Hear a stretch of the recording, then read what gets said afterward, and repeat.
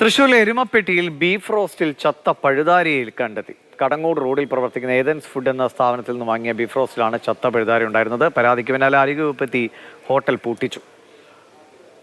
കഴിച്ചുകൊണ്ടിരിക്കുമ്പോ 2 കഷ്ണം കുട്ടി കഴിച്ചു. ബീഫ് കഴിച്ചുകൊണ്ടിരിക്കുമ്പോ അതിൽ ഒരു പഴുതാര എന്ന് പറഞ്ഞാൽ അത് വെന്തിട്ട് കിടക്കണതില്. അപ്പൊ അത് ഞാൻ അവരെ വിളിച്ചിട്ട് പറഞ്ഞപ്പോ അവര് പറഞ്ഞു, ഞങ്ങൾ അങ്ങോട്ട് വരാം, പൈസ തിരിച്ചു തരാം, താത്ത പ്രശ്നമൊന്നും ഉണ്ടാക്കരുത് എന്ന് പറഞ്ഞു. അപ്പൊ ഞാൻ ആ ഫുഡായിട്ട് നേരെ അവരെ കടയിൽ വന്നു.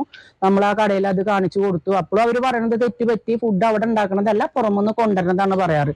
ഇത് എന്നത്തെ ബീഫാണ് എന്താണെന്നുള്ളത് നമുക്കത് അറിയണം. അതേപോലെ തന്നെ അതിന്റെ കൂടെ ഒരു ഗ്രേവി എന്ന് പറഞ്ഞിട്ടൊരു സംഭവം കൊടുത്തയക്കുന്നുണ്ട്. അത് ശരിക്കും നമ്മൾ ഈ പൊറോട്ടയിലൊക്കെ ഒഴിക്കുമ്പോൾ ഈ നൂല് പോലെയാണ്, ഇങ്ങനെ ഞാഞ്ഞൂല് പോലെയാണ് നിൽക്കുന്നത്. ആ സാധനം ഞാൻ മാറ്റി വെച്ചിട്ടുണ്ട്. അപ്പൊ ഇതിന് വേണ്ട നടപടി എന്താ വെച്ചാൽ അതിന് വേണ്ട കാര്യങ്ങൾ അതിന്റെ ആൾക്കാർ ചെയ്തു തരണം. ലക്ഷ്മി, പെട്ടെന്ന് തന്നെ നടപടികൾ എടുത്തോ?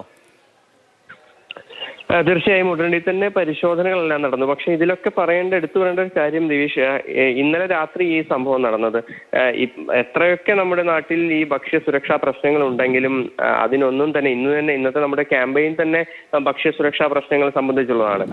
എത്രയൊക്കെ അവബോധം നൽകിയാലും പരിശോധനകൾ നടത്തിയാലും എന്തുകൊണ്ടാണ് നമ്മുടെ നാട്ടിൽ ഈ ഭക്ഷണത്തിന്റെ കാര്യത്തിൽ ഇത്രയും ഒരു ശ്രദ്ധ ഇല്ലാത്തത് എന്നുള്ള കാര്യമാണ് പ്രധാനമായും എടുത്തു പറയേണ്ടത്.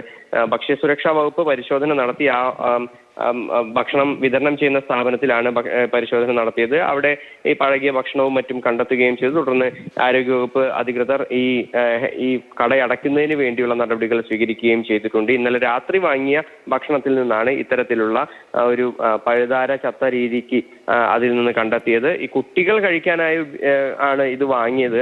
അതുപോലെ തന്നെ ഏതെങ്കിലും തരത്തിൽ ഇവർ അത് അറിയാതെ കഴിച്ച് ഏതെങ്കിലും തരത്തിലുള്ള മറ്റ് ആരോഗ്യ പ്രശ്നങ്ങൾ ഉണ്ടായാൽ ഇതിനൊക്കെ ആര് മറുപടി പറയും എന്ന കാര്യത്തിൽ കൂടിയാണ്. ഇത്തരത്തിലുള്ള ഭക്ഷ്യ സുരക്ഷാ പ്രശ്നങ്ങൾ ഉണ്ടായാൽ യാതൊരു വിധത്തിലും നമ്മുടെ നാട്ടിൽ വലിയ കടുത്ത നടപടികളൊന്നും ഇല്ലാത്തതായിരിക്കാം ഒരുപക്ഷെ ഇത്തരം സംഭവങ്ങൾ ആവർത്തിക്കുന്നതാണ്. ശരിയാണ് ലിഷോ, എത്രയോ തവണയായില്ലേ നമ്മൾ തന്നെ വാർത്ത കൊടുക്കുന്നു, ലിഷോയെ തന്നെ വാർത്ത കൊടുക്കുന്നു. അപ്പോൾ ഭക്ഷണ കാര്യത്തിൽ ഇത്രയേറെ ഒരു ശ്രദ്ധയില്ലായ്മ അത് നമ്മുടെ നാട്ടിൽ പ്രകടമാണ്. അത് എത്രയൊക്കെ അനുഭവങ്ങൾ ഉണ്ടായാലും ഇടപെടലുകൾ ഉണ്ടായാലും പരിഹരിക്കപ്പെടുന്നില്ല എന്നത് കഷ്ടം എന്നേ പറയാൻ കഴിയൂ.